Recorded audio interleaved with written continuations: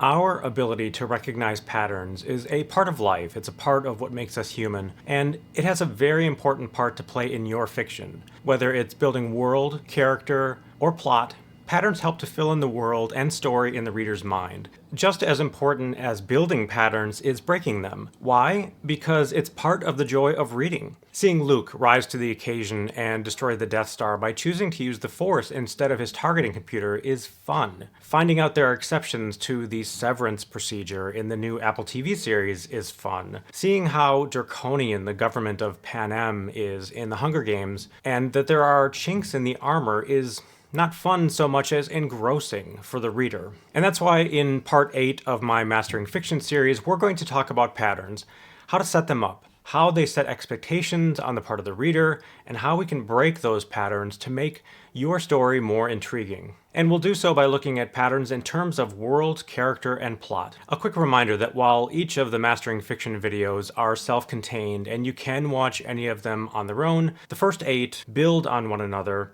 So if you're a bit new to writing or want a refresher after having been away for a while, or just want a more well-rounded look at the writing process, consider watching them in order. I have quite a few more videos in the works, including how to use Scrivener's corkboard and outline views, an inside look at my writing routine, and how to plot backwards. So be sure to hit subscribe to be notified when those come out. Hi, I'm Brad Beaulieu, and I'm a full-time fantasy and science fiction author. I've published a dozen novels, more than 20 short stories, and I love talking about the craft of writing, which is why I started this channel, A Novel Approach. A Novel Approach is dedicated to helping you reach your writing goals by sharing inspiration, technique, and my 20-plus years of experience in writing and publishing. We're going to get into the main content in just a sec, but before we do, I wanted to let you know that this video doesn't have a sponsor, but it is supported by those of you who get value out of these instructional videos and spread the word. Maybe buy me a coffee on coffee.com, link in the description below, and even buy signed books through my online store at quillings.com or here on YouTube. Thanks so much for your continued support. It's because of you that I can continue to make free videos just like this one. And for those of you who are new, please consider subscribing so you can keep up on all the latest tips, tricks, and deep dive techniques I'm adding on writing. A quick note before we dive in, I'm going to export the PDFs of these presentations and add them to each of the videos that I've uploaded, starting with this one, but I am going to backfill the other ones. If you've watched a previous one, you can go and grab that if you want for your reference. I like to start with the origin of each talk. In feedback from my editor on a project we were working on years ago, she mentioned that the sense of progression throughout the plot could be stronger. The advice was simply to have the characters think more about where they were with respect to what they wanted. Every character has his or her own goals, so reflect on that now and again. Why? Because it's rewarding for the reader and it enhances the experience. This got me to thinking about patterns in general. What patterns exist in fiction? How do they enhance the reader experience, and how can we use those patterns and the expectations they set up to our advantage? Our ability to recognize regularities, patterns, in raw data is ingrained. We use it without thinking every moment of every day. It's part of being human. How then is it used in fiction? For example, Luke Skywalker. In Star Wars, he is established early as a young, bright-eyed, callow farmhand.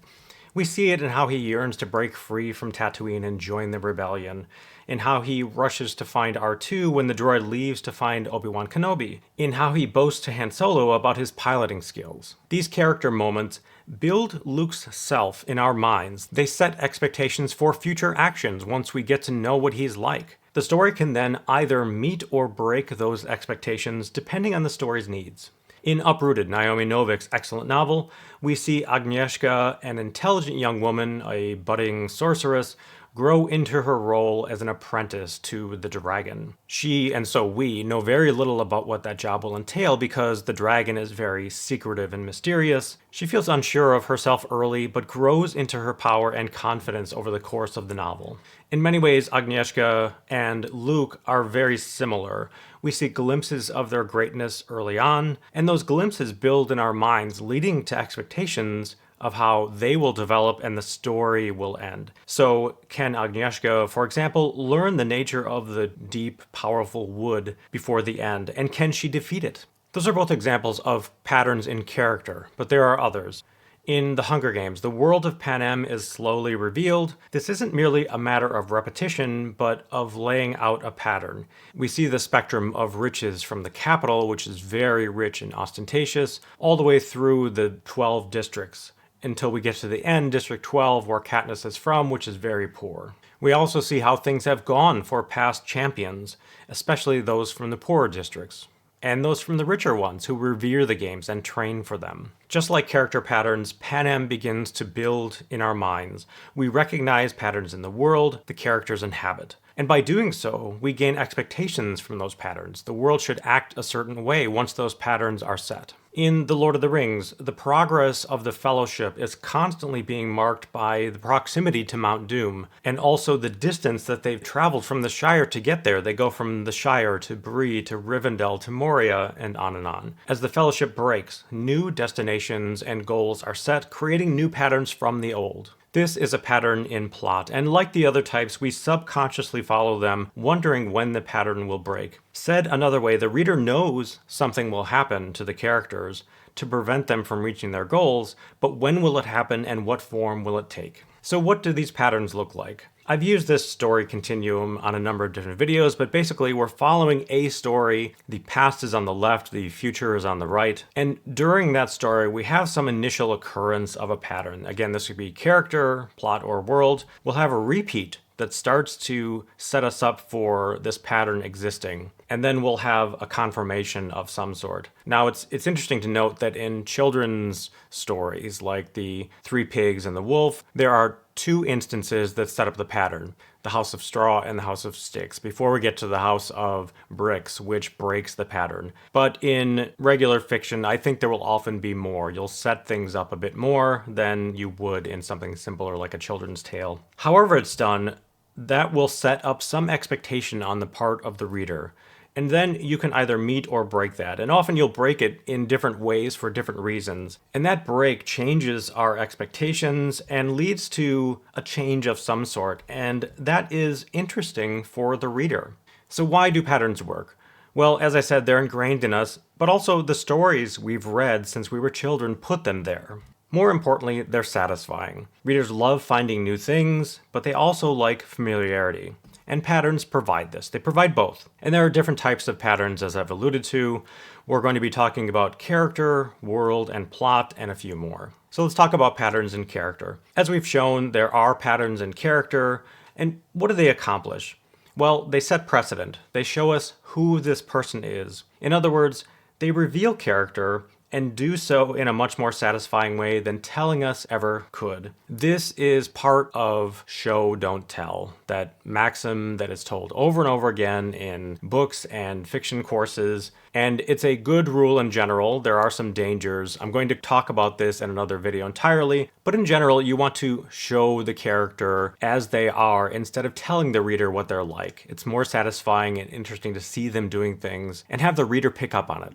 It's part of what helps us immerse ourselves in the story and experience it firsthand. The purpose of these character patterns is to establish character first and foremost. For example, what is Frodo like? What are his strengths and weaknesses? Where does he have room to grow? And on a related note, it helps to reveal their internal arc. What does Luke want in life? What is he trying to get? And that is important to show before we introduce the inciting incident where the external arc comes into his life. From that point forward, the external and internal arcs play against one another all the way through the story to the end, the climax. We can also show growth. Luke becomes more confident over the course of the story. He learns how to use a lightsaber. He learns how to use the Force so that he can destroy the Death Star by the end. Katniss in The Hunger Games is better able to handle the trials in the capital, which she is woefully unprepared for. And in fact, she doesn't want to primp and preen for the sponsors. That's not her, but she has to in order to survive along with Peeta. We can also use it to show stress. Pattern breaks can be caused, sometimes, by extreme stress. For example, the third book in the Hunger Games trilogy, Mockingjay, Katniss is going through PTSD based on what happened in books 1 and 2. And while this was difficult to read, I found it very effective, and it showed just how much she had gone through. And she has to fight through that in order to rise to the occasion and defeat President Snow in the end. Frodo falling into despair as the One Ring weighs on him. We see him in the Shire first as a carefree young hobbit, and then he gets pulled into this very heavy, very important mission to destroy the One Ring. And the One Ring itself is trying to get back to Sauron, and so it's manipulating Frodo along the way. And that is more effective because we saw him beforehand. So we set that pattern up, and then we break it as the ring weighs on him more and more. We can also use it to show deception, some outward pattern that goes against everything we already know about the character, and some other character picks up on it. Perhaps the main character. We can also show a moral slide, someone who's giving up, or giving in to temptation, perhaps. Can they recover from that and save themselves, and perhaps save others at the same time? Also remember that we're not dealing with stories in a vacuum. Our stories live in this vast continuum of all the stories that have been told, and so at times we're dealing with patterns that already exist. The prince who goes to the tower to save the princess from the dragon, for example. And this is why reading in your field is so important, so you understand the patterns that already exist and perhaps how you can create a twist on them. I'm going to, at some point, create a video on how to pitch and how to create a query letter, but one of the most important pieces is to show how your story is like other stories, so they get a sense of the marketability of it, but how it's different. How does it stand out from the crowd? And so this is part of it, giving agents and editors a sense of where your book fits in the market, but how it stands out at the same time. So some tips for adoption for these character patterns. A lot about character is establishing character. So you should find ways to show character early and often as the opening pages unfold. Differentiating from the norm helps a lot early on. How does your character stand out? Or maybe they don't stand out. Maybe they are like everybody else, and then the reader is wondering, well, how are they going to change? How are they going to break from the norm? So the character's identity should be part and parcel of that opening. Finding inconsistencies in character is a great way to increase reader interest. So Haymitch from the Hunger Games is a former contestant. He's an alcoholic, but he also won the Hunger Games. So two kind of competing characteristics. Frodo is in many ways a typical hobbit, and hobbits don't normally go on these grand adventures, but Frodo inherited this sense of adventure from his Tookish ancestors. Finn, from Star Wars Episode 7, is a stormtrooper who cares. He's different. Along with what they're like, you should plan for stresses on characters. How will the story challenge your characters? And this may guide you on who they are. Part of who the antagonist is may help you define who the protagonist is, because they will be opposites in some ways, the antagonist pressing on the main character's weaknesses. Look for their internal arc. You have to know that before the story opens. And that should be part and parcel of the stresses mentioned above. Good books challenge the character's internal desires. They cannot get what they want easily before the end of the story. They have to work for it. And so knowing what they want is very important, and then showing it through patterns is key. So the reader understands who they are and what they want, and can sort of mark how close they are to getting their desires. Very often, the things you show in the character's first scenes are shown because they're about to be challenged. The inciting incident is where the external arc and the internal arc first clash. It's where their normal life is turned upside down, and they take on this new threat or mystery or challenge of some sort. Therefore, it's imperative that you establish that character and their internal arc early, right in that first scene. What they're trying to do in that first scene before the inciting incident occurs is achieving their internal desires in some way. And that will give the reader a sense of who they are. And then as the story develops, have the characters reflect on how much things have changed. This is related to character, but also world and plot. Katniss and Peeta, for example, when they're in the arena, in the games, they talk about their old life, which was hard but simpler, certainly, than the Hunger Games themselves. Frodo and Sam pine for their days in the Shire. And this creates a pattern as well, showing the widening gap, the situation getting progressively worse. So that's character. Let's talk about world. As with characters, there are patterns in the world itself. What do these patterns accomplish? Well, they reveal societal norms. They set expectations on characters because the world is a certain way, and the world expects things from the people in it. They provide openings for story as well by looking for places to break those patterns in the world. I do want to mention quickly that depending on the type of story, you'll have more work to do than others. The Hunger Games, for example, has a lot less work to do than The Lord of the Rings in terms of establishing world. The more distant from our own reality, the more work for you, the author.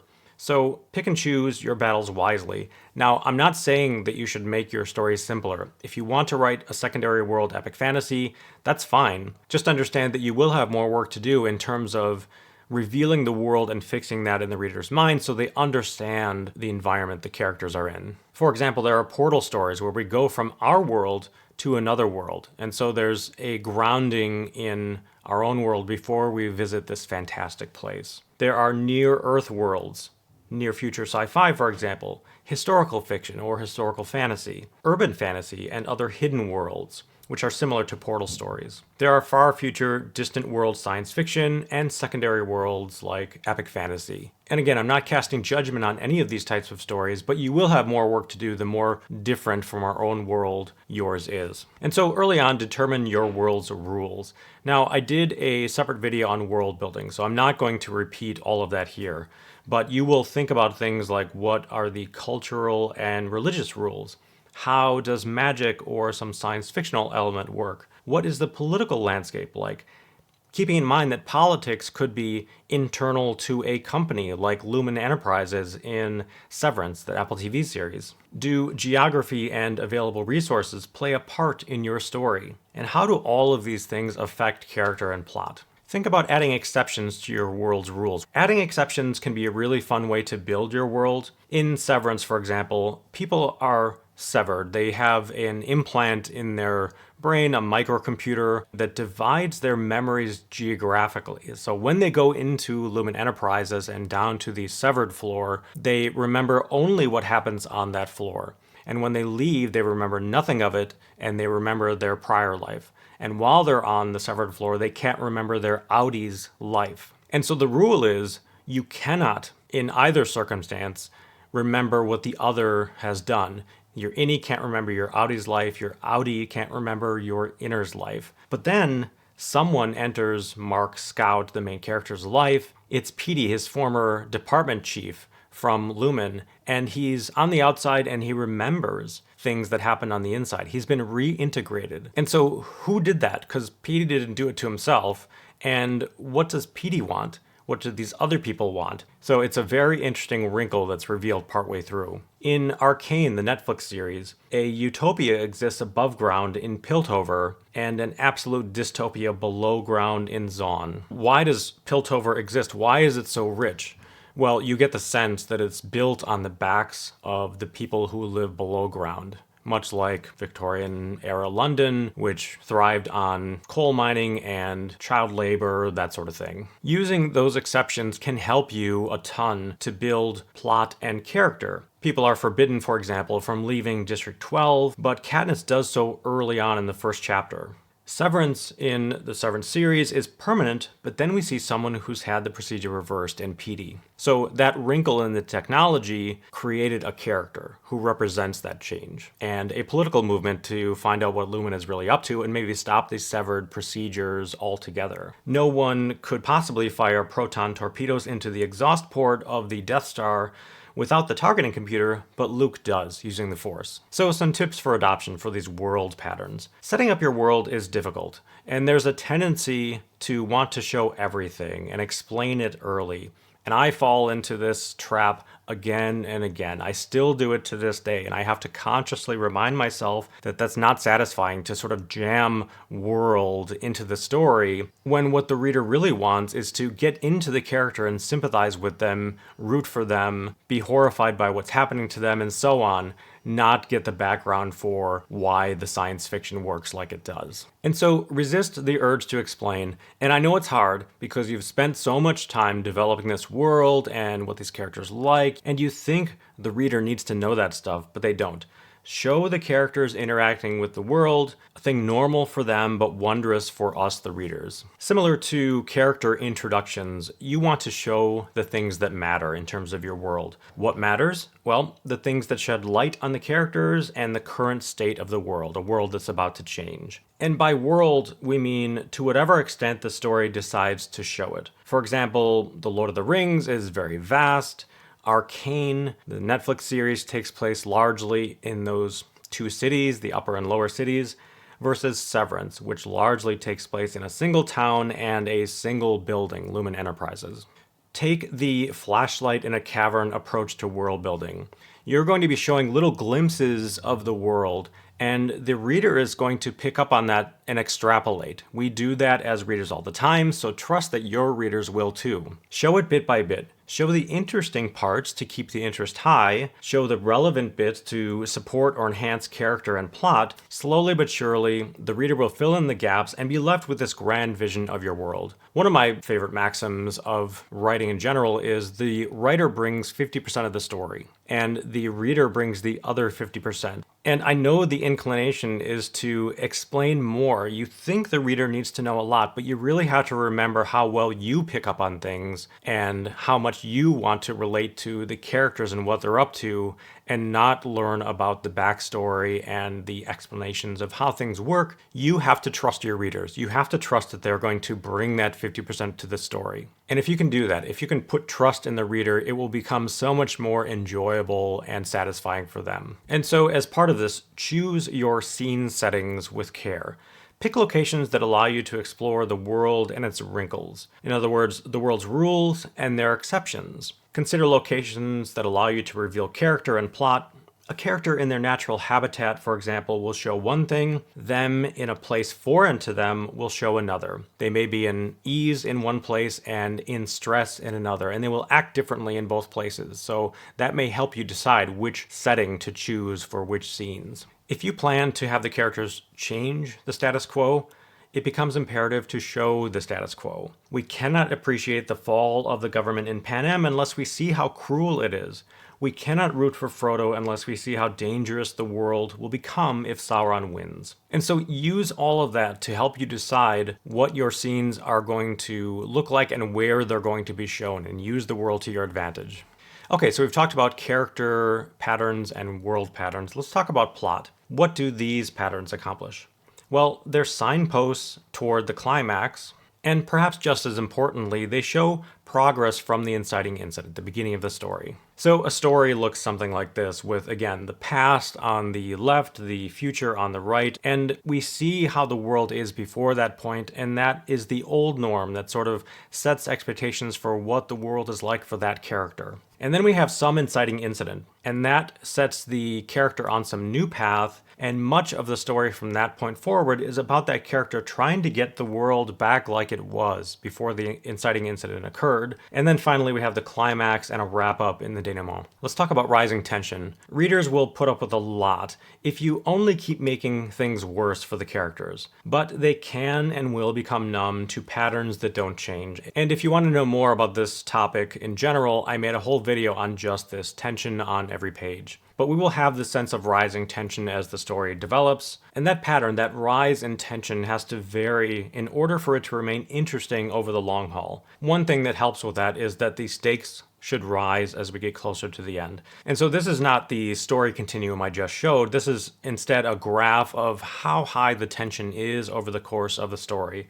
And so we'll have the inciting incident and tension will rise, and we'll have places where things aren't quite as hectic or zany or crazy or what have you. But in general, we will have rising tension throughout until we get to the climax of the story, and then things drop off. Not entirely, but mostly as we get to the denouement. Notice that the level of tension is going to vary throughout the novel, and again, I talked about this in great detail in that other video. The types of tension are going to vary also, from romantic tension to physical altercations to mental stress, and on and on. And we'll also have subplots along the way. Subplots follow the same pattern as the main plot. There's some inciting incident for that subplot. There's some escalation, and finally a resolution, either a success or fail for the characters. Some examples: Rey's mini quest to get off of Jakku in Star Wars Episode 7. Katniss's attempts to garner interest from the sponsors so she can help herself and Peeta survive inside of the arena in the Hunger Games. The Fellowship's goal to cross the Misty Mountains. They try to go through a mountain pass only to be rebuffed by this terrible snowstorm, and they almost die in the mountains. And they're forced to go back and then down through Moria, the last place they wanted to go. Plot twists, perhaps not so intuitively, follow patterns as well. They're not simply a change in direction, because if they were, that would feel arbitrary and easy on the part of you, the author.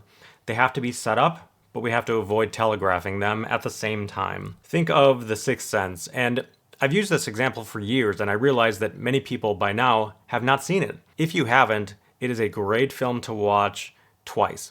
Watch it once, I'm not going to give away the ending, there is a twist, and then watch it again and try to pick up on all the clues that were left by Shyamalan before we get to that big twist. And so you're going to want to do similar things. You're going to want to leave clues along the way that a plot twist is coming without giving everything away to the reader. Still make it a surprise. So some tips for adoption for plot patterns. First and foremost, avoid solidly marching towards the resolution of a plot. Nothing is more boring than the characters doing the same thing and perhaps even making progress towards resolving the external arc. You have to keep changing things up and revealing new things and forcing them to try different ways of achieving their goals in the end. So set up patterns in your plot and then break it, and then set up new patterns and break those too.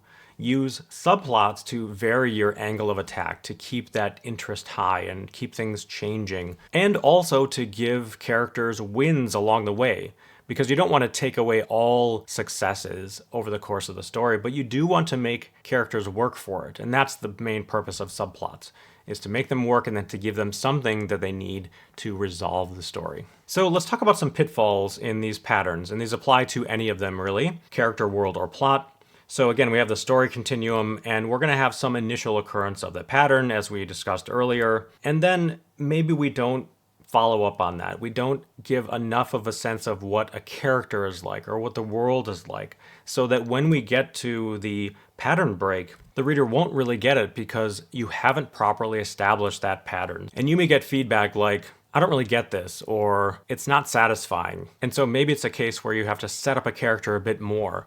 Make them more of a jerk so their downfall is all the more satisfying for the reader. Or make them more sad and hopeless so that when they win, it's all the more enjoyable for the reader.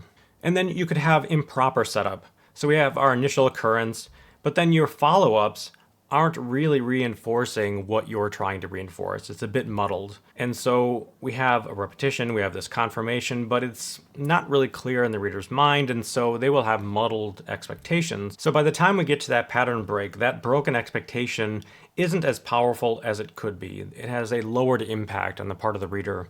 You could also have too much setup. If we have the initial occurrence, maybe you're repeating it just a few too many times, maybe way too many times. And so the reader gets it. They don't need that many. And this is not to say that the break is wrong. It's just that we've spent too much page time on this stuff. The more I write, the more spare I try to make my stories. And part of it is this. You don't want to spend any extra time than is necessary. So set the character up, set the world up, and go as far as you need to, of course, but no further. You have a lot of ground to cover in your story, and so you want to move on to other things, and you don't want to waste page time by hitting the reader over the head with certain elements. And this is also not to say that you're going to change a character for change's sake. A character is like who they are, and so certain things will remain the same in them, their core identity. The world will stay the same in many ways. You just want to choose what you're going to change with intention and then set up the pattern economically. You can also have not enough change. So we have this initial occurrence, the repetition, the confirmation, and when we get to the break in pattern, the change isn't all that great, and so the impact isn't very high.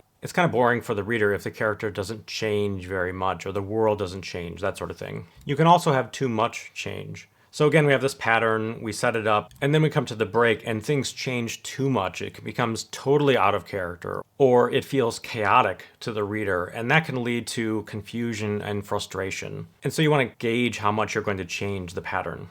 So some tips for applying these concepts. Do you properly set patterns in your fiction?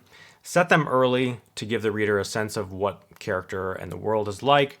Repeat them to set that in the reader's mind, and then change them to give the reader a sense of progression in, again, world, character, and plot. Do you have a plan up front to break the patterns? A plan is key for knowing how you're going to break it and by how much. Remember that you're dealing with pre-existing patterns. Learn those patterns, read widely in your chosen genre, and then break them, even if in small ways. And that may help you to show how your story stands out. And it may give you drive to write that story as well. Look for opportunities for the 3 pattern types, character, plot, and world, to play against one another. And remember to provide payoffs for the reader in your plot. As you're hinting at things, you will eventually want to give that to them. So wrapping up. Patterns exist in our writing, there's no escaping them, and we shouldn't try. We should embrace them.